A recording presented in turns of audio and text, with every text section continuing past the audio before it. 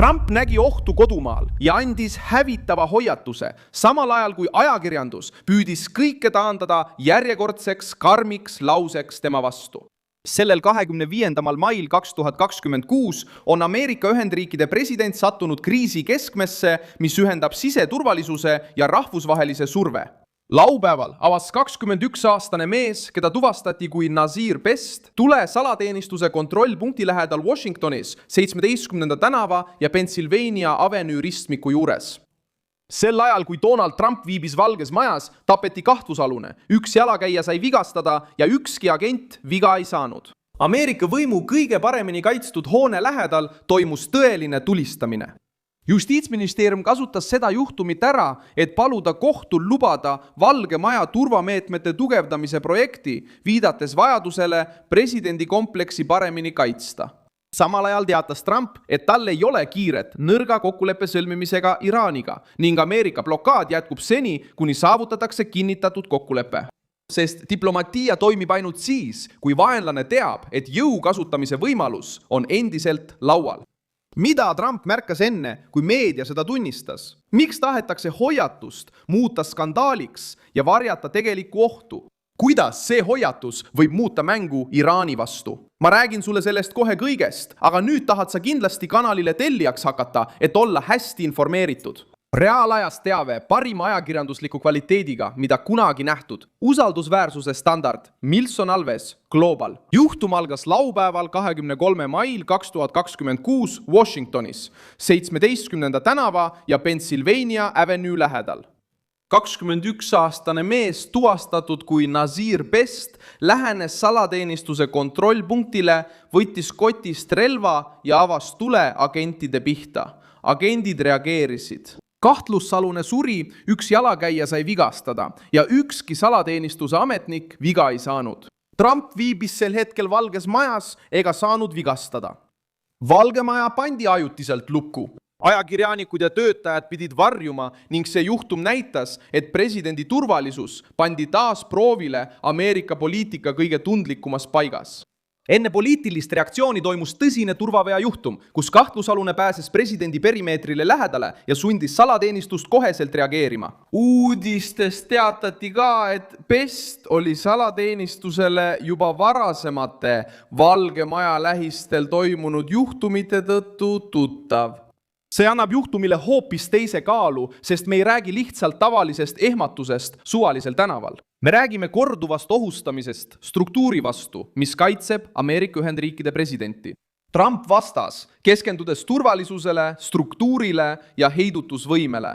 Pärast rünnakut asus ta taas kaitsma turvalise saali ehitamist Valge Maja kompleksi, projekti, mis seisab silmitsi kohtuvaidlusega. Justiitsministeerium palus samuti kohtul tühistada töödevastane esialgne õiguskaitse, tuues tulistamise tõendina, et turvalisust tuleb tugevdada. Meedia püüab projekti esitleda edevusena, kuid valitsus kasutab seda juhtumit, et rõhutada, et presidendi turvalisus ei ole iluasi. Kui rünnak toimub presidendi töökoha lähedal, saab arutelus selgeks, kes tahab turvalisust tugevdada ja kes eelistab jätkuvalt käsitleda reaalset ohtu kui esteetilist vaidlust. Trumpi ränk hoiatus kõlas ka välispoliitilisel rindel, peamiselt Iraani vastu. 25. mail platvormil Truth Social avaldatud postituses ütles Trump, et läbirääkimised Iraani Islamivabariigiga edenevad, kuid ta seadis kindla tingimuse, kas tuleb suur kokkulepe kõigile või ei tule üldse kokkulepet. Ta hoiatas, et kui režiim ei võta vastu tõsist lahendust, võib olukord taas lahinguväljale jõuda, kus tulevahetus on suurem ja tugevam kui varem. See lause sai pealkirjaks, sest meedia eelistab sõnade šokki, kuid poliitiline loogika on lihtne. Trump ütleb, et diplomaatia toimib ainult siis, kui vaenlane mõistab, et alternatiiv on hullem. Marco Rubio märkis, et laual oli kindel alus väina avamiseks ja tuumaläbirääkimiste alustamiseks kindla tähtajaga. Trump samal ajal hoiatas, et tal ei ole kiiret ühegi dokumendi allkirjastamisega ainult selleks, et saada ilusat fotot.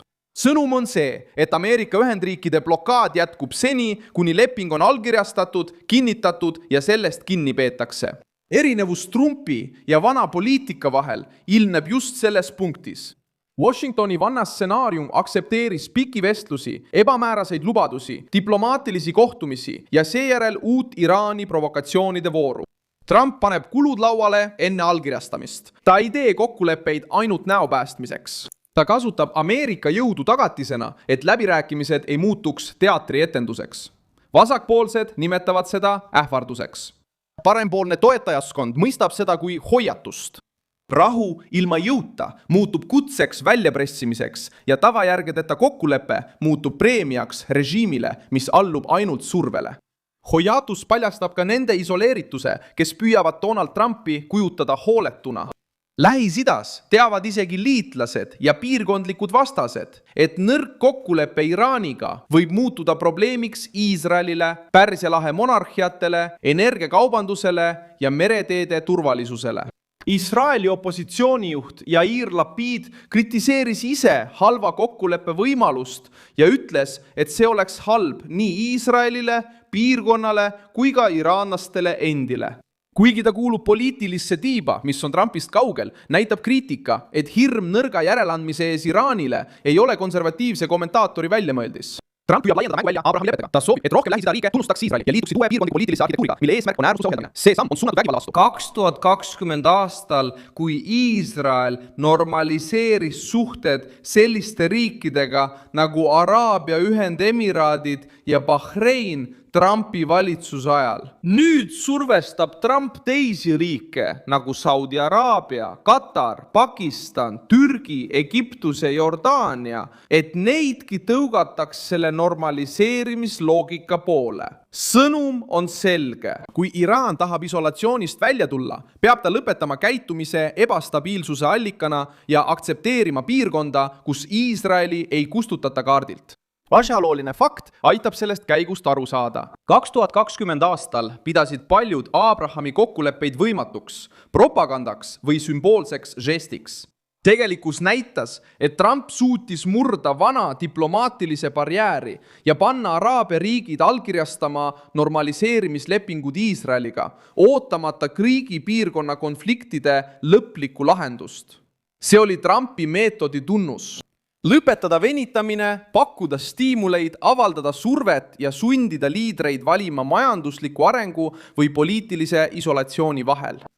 Nüüd püüab ta rakendada sama loogikat ajal, mil Iraan otsib väljapääsu kriisist, mille süttimisele ta ise kaasa aitas. Võrdlus teiste riikidega toob kontrasti veelgi enam esile. Iisrael tegutseb vahetu ellujäämise nimel, sest teab, et tuumavõimekusega Iraan muudab piirkonna sõjalist tasakaalu. Laheäärsed riigid keskenduvad naftale, sadamatele, investeeringutele ja siseturvalisusele. Türgi püüab säilitada oma mõjuvõimu. Egiptus ja Jordaania muretsevad piiride stabiilsuse ja pika sõja mõju pärast. Trump vaatab kõiki neid huve ja püüab sõlmida suuremat kokkulepet, andmata Iraanile võimalust paista ohvrina. Ameerika Ühendriikides kohtuvad Valge Maja lähedal toimunud tulistamine ja Iraani puudutav kõne samas poliitilises punktis, julgeolekus. Presidendi julgeolek, territooriumi julgeolek, liitlaste julgeolek ja Ameerika positsiooni julgeolek maailmas. Salaptenistus pidi Washingtonis reageerima. Justiitsministeerium kasutas seda juhtumit, et kaitsta füüsilise turvalisuse tugevdamist Valges Majas. Trump kasutas läbirääkimisi Teheraniga, et hoiatada, et kokkulepe ilma jõuta ei lähe läbi.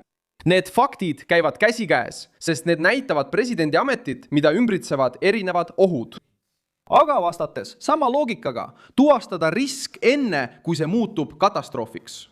Ja nüüd, kui ajakirjandus üritab rünnata Trumpi, töötab Valge Maja selle nimel, et näidata, et probleem pole selles, et Trump räägib karmilt, vaid selles, et maailm on hakanud taas testima, kui kaugele Ameerika Ühendriigid lasevad end survestada. Mina olen Milson Alves, Global rahvusvaheliste suhete asjatundja ja minu eesmärk on hoida sind iga päev tõega hästi informeerituna. Uudiste lingid leiad video kirjeldusest. Pane sellele videole like, telli kanal ja vaata lõpus kommentaare, et olla veelgi paremini seotud Milson Alves Global kogukonnaga.